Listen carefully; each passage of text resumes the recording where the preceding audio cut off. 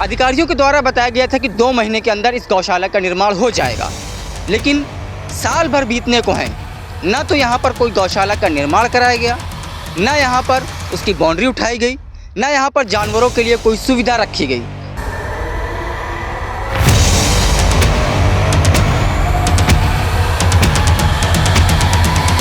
तो पानी ने कहा कि 2 महीना के अंदर, एक महीना के अंदर काम शुरू हो जाएगा, 2 महीना तक काम लगा रहेगा, बाउंड्री सारी खींच जाएगी, कमरा बन जाएंगे, जानवर अंदर हो जाएंगे। अब किलानाथ भय के बाद के ईटा मोरंग सब उठ के चली गए, गाँव में चौतरा बन गया। से बोले थे कि 1 महीने के अंदर बन जाए, बनना शुरू हो जाएगा, काम चालू हो जाएगा। आवारा जानवरों के लिए उत्तर प्रदेश सरकार गौशाला का निर्माण कर रही है और कोशिश कर रही है कि जो आवारा जानवर यहाँ वहाँ घूमते हैं उनके लिए एक स्थायी जगह मिल जाए, ताकि जो किसान हैं उन्हें भी परेशानियों से निजात मिल जाए और जो आवारा जानवर हैं उन्हें भी राहत मिले।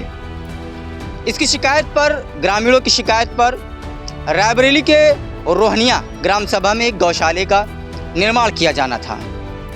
1 साल पहले लगभग रोहनिया ग्राम सभा में ऊंचाहार के विधायक डॉक्टर मनोज कुमार पांडे के द्वारा एक गौशाले का शिलान्यास किया गया, शिलापट लगाई गई और ग्रामीणों से जब हमारी बात हुई तो उन्होंने बताया कि अधिकारियों के द्वारा बताया गया था कि 2 महीने के अंदर इस गौशाला का निर्माण हो जाएगा, लेकिन साल भर बीतने को हैं, ना तो यहाँ पर कोई गौशाला का निर्माण कराया गया, ना यहाँ पर उसकी बाउंड्री उठाई गई, ना यहाँ पर जानवरों के लिए कोई सुविधा रखी गई। आपको दिखाते हैं सबसे पहले वो शिलापट। ये वही शिलापट है जिस पर शिलान्यास किया गया था।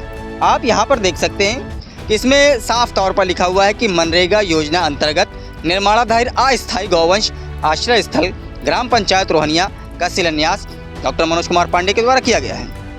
तारीख लिखी हुई है 27/12/2024 को। 27/12/2024 को इस गौशाला की शिलान्यास किया गया कि इसके 2 महीने के बाद इस गौशाला का निर्माण हो जाएगा। सबसे पहले आपको दिखाते हैं कि लगभग ग्रामीणों ने बताया कि 2 से 2.5 बीघे में इस गौशाला का बनना था। ये वही गौशाला है, आप देख सकते हैं। चारों तरफ से आप नज़र उठा करके देखेंगे तो ना यहाँ पर आपको कोई एंगल दिखाई पड़ेगा, ना यहाँ पर कोई आपको बाउंड्री दिखाई पड़ेगी, ना जानवरों के लिए कोई शेल्टर दिखाई पड़ेगा, ना जानवरों के चारा रखने के लिए कोई स्ट्रॉन्ग रूम दिखाई पड़ेगा, कोई स्टोर रूम दिखाई पड़ेगा। यहाँ तक कि ग्रामीणों ने बताया कि इस गौशाला के निर्माण के लिए जो सामग्रियाँ आई थी, ईंट, सीमेंट, मोरंग, उनको यहाँ से उठा करके कहीं और ले जा करके दूसरे निर्माण कार्य में लगा दिए गए और लगभग 10 महीने से ऊपर बीत गए हैं और गौशाला तस की तस पड़ी हुई है। ग्रामीणों उसी तरीके से अपनी समस्याओं से जूझ रहे हैं। ग्रामीणों ने सोचा था कि इस गौशाला के बन जाने के बाद उन्हें आवारा जानवरों से निजात मिल जाएगी, लेकिन 10 महीने से ऊपर बीत गए, साल भर बीतने को हैं, ना तो यहाँ पर कोई गौशाला का निर्माण हुआ और ना ही किसानों को उनकी समस्याएं से निजात मिली। फिलहाल ग्रामीणों ने ये मांग की है कि इस गौशाला का जल्द से जल्द निर्माण कराया जाए ताकि उन्हें हो रही परेशानियों से निजात मिले और जो आवारा जानवर यहाँ वहाँ घूमते हैं, उनकी फसलों को नुकसान करते हैं, उससे उनको निजात मिले। ये एक प्रशासन की बड़ी लापरवाही और घोर लापरवाही सामने देखने को मिली है। आपको बताते हैं ये मामला और रोहनिया ग्राम सभा का है। रीजनलिस्ट आशीष मौर्य के साथ इरफान अहमद, IPI न्यूज़, रायबरेली।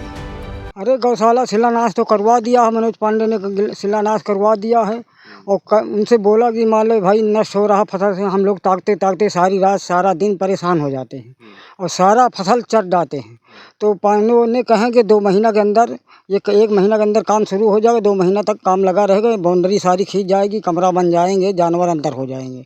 और अभी तक ये हुआ नहीं है। शिलान्यास के चले गए हैं, जब से आए नहीं ना। दोबारा मान लो आए हैं मनोज पांडे, यहाँ रोहनिया क्षेत्र में आए हैं, कहा गया है उनसे कहीं हो जाएगा ऐसे कहें, और प्रधान से बोलते हैं हम लोग तो कहते बजट नहीं है हमारा।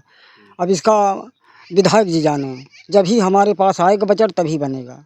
हाँ, वो गौशाला उद्घाटन भा सारा गांव बटोरा रहन बरहपुर के ठई ऑफिस जौन के बाद किलानाथ भवा और किलानाथ भय के बाद के ईटा मोरंग सब उठ के चली गए, गाँव में चौतरा बन गया। और ईंट भी गिरे थे, बोले थे कि 1 महीने के अंदर बन जाए, बनना शुरू हो जाएगा, काम चालू हो जाएगा। उसके बाद कुछ हुआ नहीं। ईंट भी जो थे वो भी यहाँ से उठवा दिए, दूसरे काम में लगवा दिए, एक स्थान बना उसमें। जानवरों से ही तो समस्या है सर, जब जानवर हैं तो खेत हमारे नष्ट कर देते हैं, चर डालते हैं सारा।